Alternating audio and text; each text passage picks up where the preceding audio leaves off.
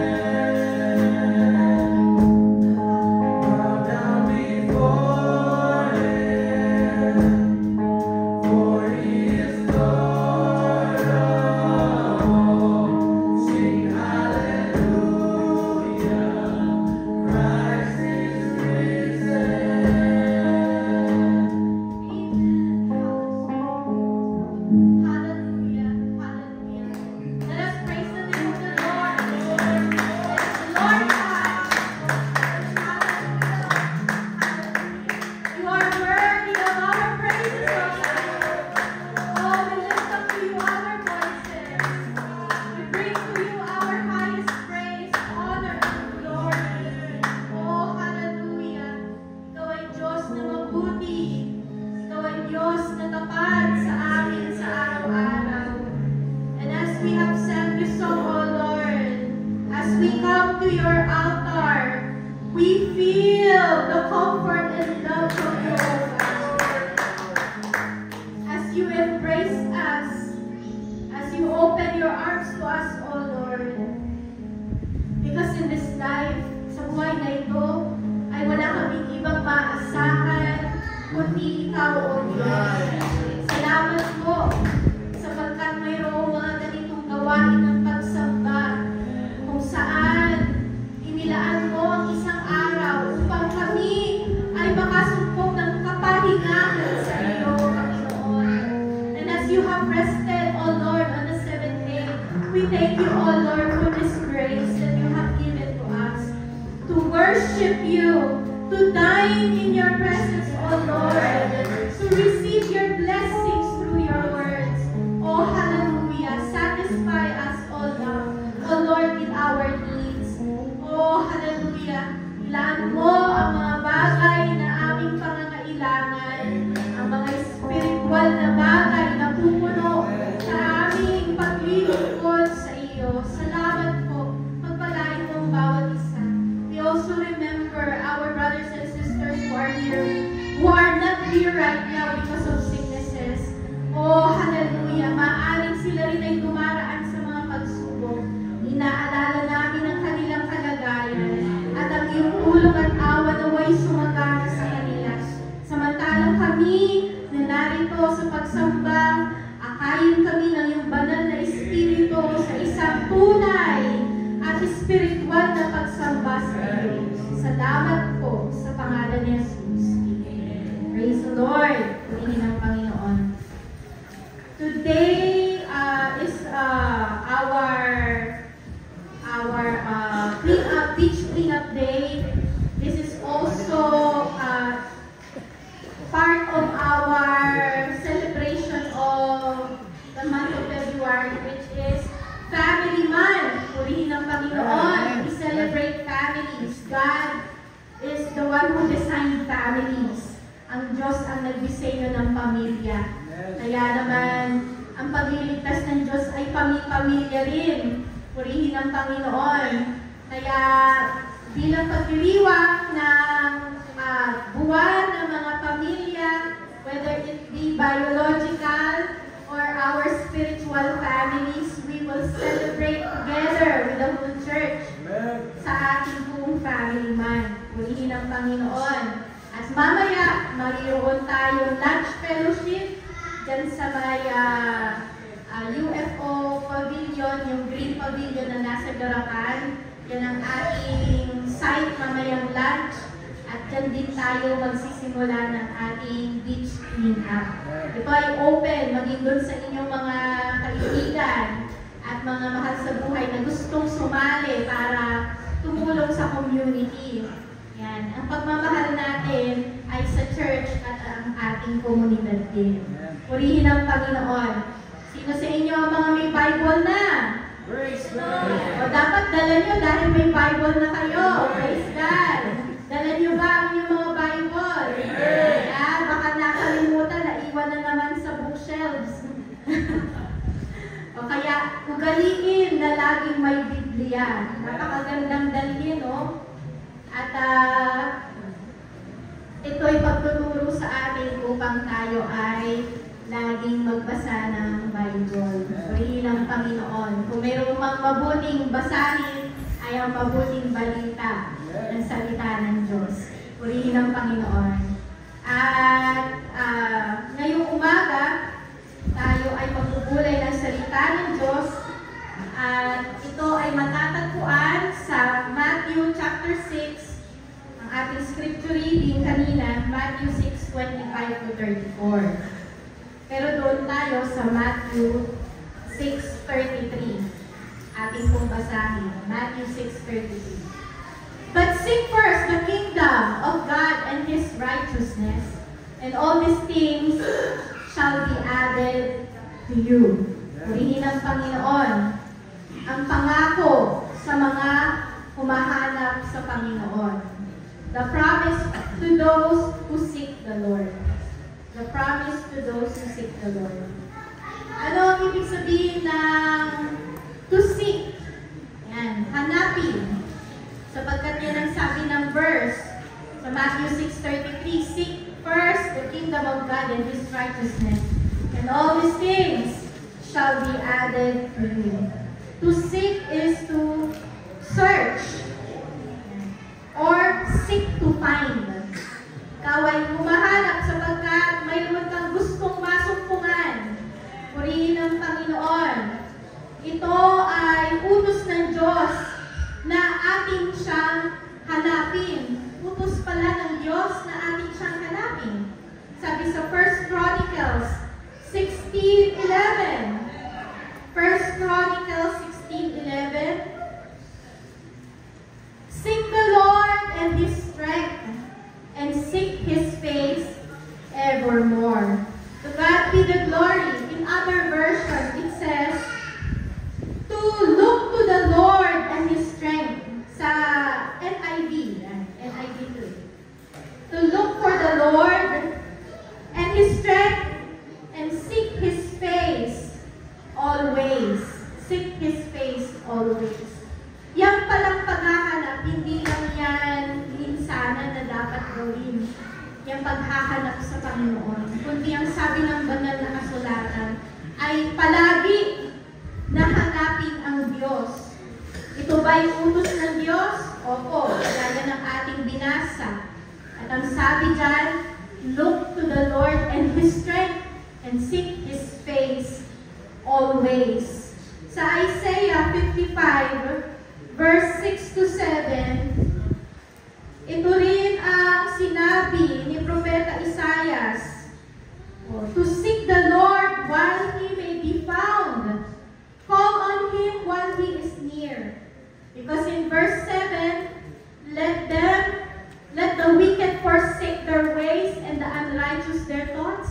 Let them turn to God and He will have mercy on them, and to our God, for He will freely pardon. Purihin ang Panginoon.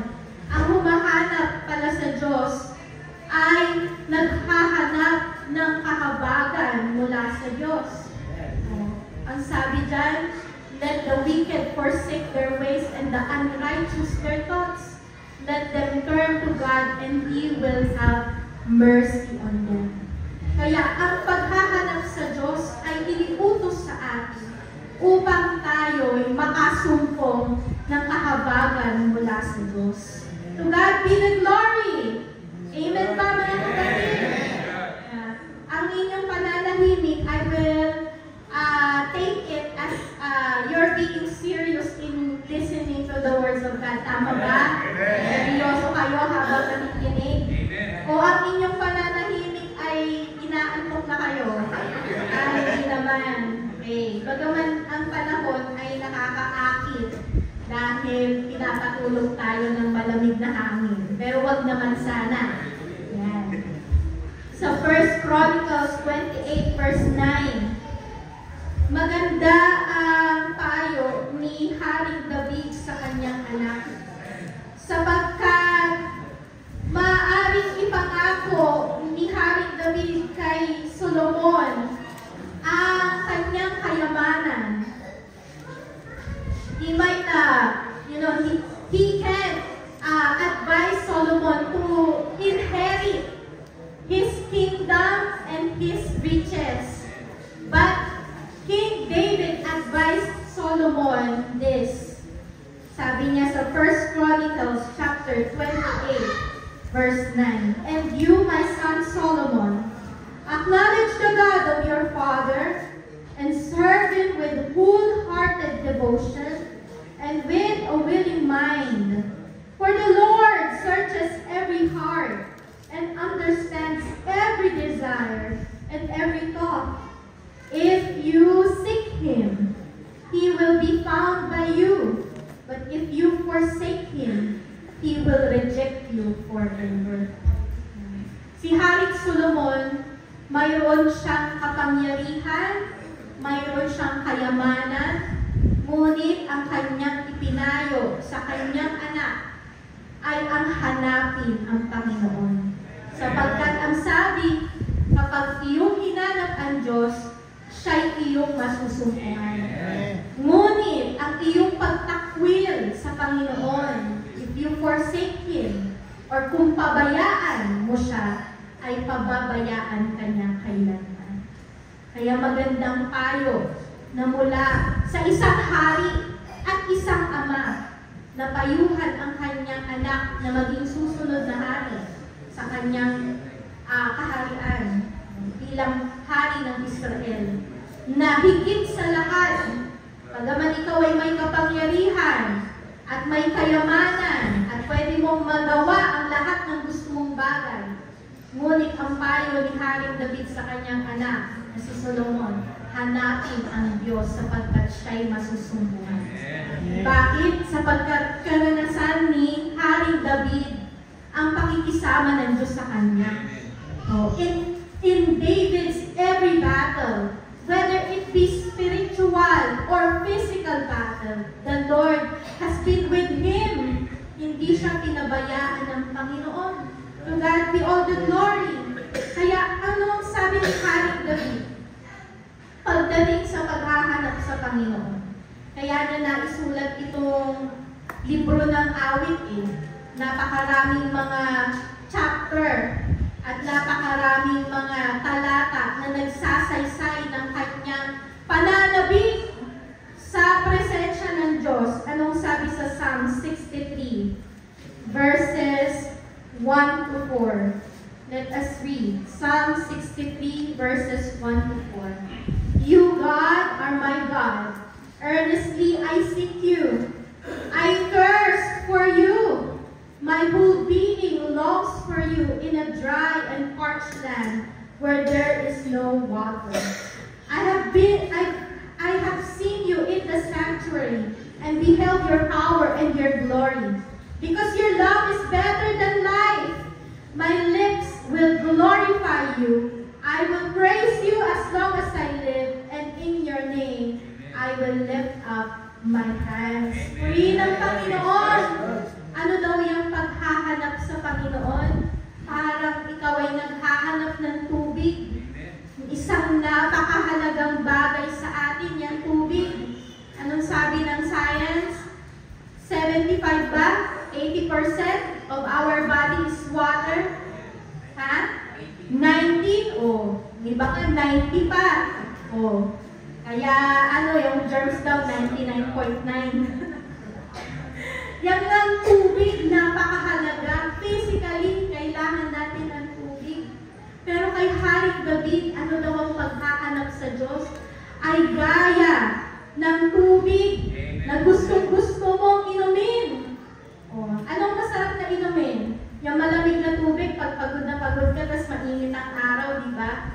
Pagpasok mo, anong unang hahanapin mo? Diba, tubig? O kahit yung iba, sabihin na natin soft drinks ang gusto nilang inumin, pero tubig pa rin pangunahin. Diba? Kaya, ang paghahanap sa Diyos ay gaya ng pagkauhaw. Lagi kang nauuhaw. Hinahanap mo ang presensya ng Diyos. It's not a one-time seeking, but it is an everyday desire to seek the Lord. Araw-araw ay hinahanap mo ang pakikisama ng Diyos sa iyo. Purihin ang Panginoon. Kaya, sabi ni Haring David, ang paghahanap sa Panginoon ay, sabi dito sa verse 1, You, God, are my God. Earnestly I seek you. I thirst for you. My whole being longs for you in a dry and parched land where there is no water. Kaya pag walang tubig, parang natutuyo ang salita ng Diyos. Pag hindi mo naririnig, parang kang nanghihina, kailangan mo ng vitamins ulit. Kailangan pala ganun ang ating paghahanap sa Diyos. Na hindi ka mabubuhay pag hindi mo hinanap ang presensya ng Diyos. Ang iyong pag-iisip, ang iyong puso, ang iyong espiritu, kaluluwa, ang iyong buong pagkatao ay naghahanap sa Panginoon. Sa ating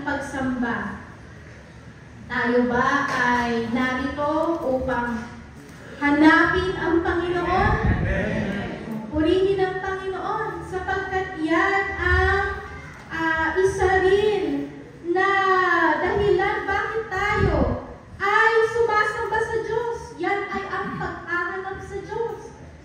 Bagaman siya'y masusumpungan, hindi siya magiging malayo sa atin. Sapagkat ang sabi ng banal na kasulatan na ating binasa, kung ating siyang hanapin, siya'y ating masusumpungan. Sabi sa 1 Chronicles 28 verse 9, di ba? Kaya sa pagsamba ba ay ang paghahanap sa Panginoon? Oo. Paano mo pinapakita ang iyong paghahanap sa Panginoon sa pagsamba?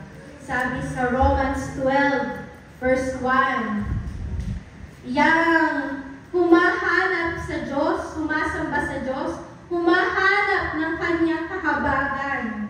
Purihin ang Panginoon. Kaya sa ating pagsamba, tayo'y dapat maging seryoso sa ating pagsamba, sa ating pag-awit, sa ating pagpupuri, sa ating pakikinig ng salita ng Diyos. Seryosohin natin ang Panginoon. Bakit? Pwede kasing sumamba ang tao ng dahil sa nakasanayan. Halimbawa tayo mga Pilipino, ritual na. Ang tawag doon ay ritual na. Bakit? Kesyo bumaba ka sa simbahan, mapadaan ng jeep, ay kinoconsider ng pagsamba. Ay napadaan, ay nakasamba na daw ako kasi dumaan yung jeep papunta sa simbahan, napadaan lang, nakasamba na. Naisip mong Panginoon, naisip lang, nakasamba na daw.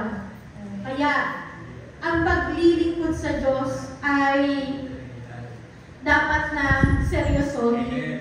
May mga bagay na pwede tayong biruin, pero yung bagay na magdadala sa iyo sa langit, dapat yun ang pinakaseryoso nating ginagawa.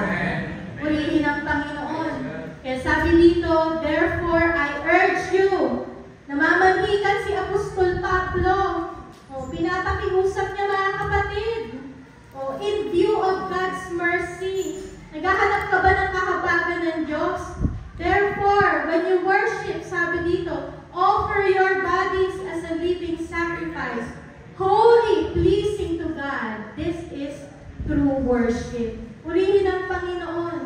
Kaya, yang ding pagsamba ay pagbabanal ng ating kalagayan sa harapan ng Panginoon. Sabi nila, imposible daw maging banal kasi ang tukso laging nandyan, ang kasalanan ay laging nandyan. Pero hahanapin mo ang kabanalan. Yan, lalakad ka sa kabanalan ng Panginoon. Bakit? Yun ang sabi ng banal na kasulatan, to offer our bodies as a living sacrifice, holy, pleasing to God. This is true worship. Kaya hindi lang